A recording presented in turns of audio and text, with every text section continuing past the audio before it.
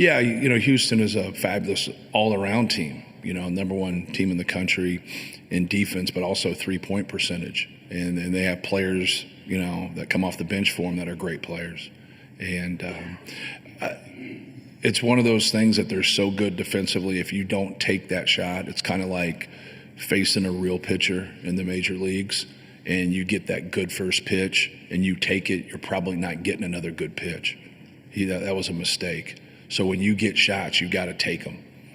Because when you don't take them, you can end up with shot clock violations. You can end up with just pick six turnovers. Like they're so active, and they do such a good job disrupting the basketball, whether that's their post defense and their doubles, or it's their aggressive ball screen defense, or just playing passing lanes and just their overall pressure. I could go on and on about it. Like they're an elite defensive team.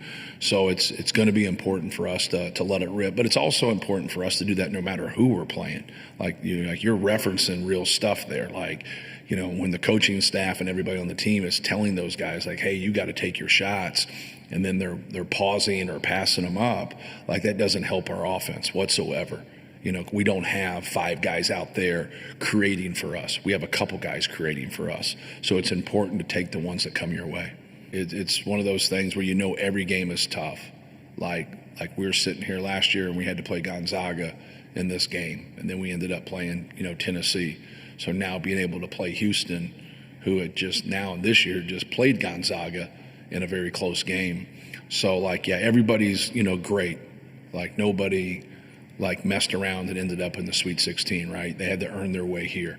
And if you look at Houston, you could argue that they're the best team in the country, especially after their first 5 games. They lost their, 3 of their 4 games early. The one thing that's so impressive about them is that they've had some injuries and they've had some foul trouble, and they don't skip a beat. They keep going. It's just a great program. He's a great coach. But it's no different than playing Gonzaga last year in the Sweet 16. You could give all the same superlatives to Mark Few and his team and his program, and that was going to be tough. Beating Tennessee was going to be tough. And obviously we were fortunate enough to do that. So yeah, you're comparing 2 different types of toughness, right? Yeah, it makes it easier on me, but it's still difficult. The best thing I can do for him is go and play teams non-conference that is like Houston. If you didn't play, we didn't play Houston. But playing Auburn, playing Texas A&M,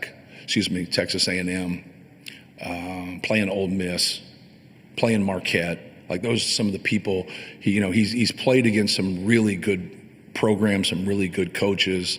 But this might be the biggest challenge he's had. This is the number 1 defense in the country.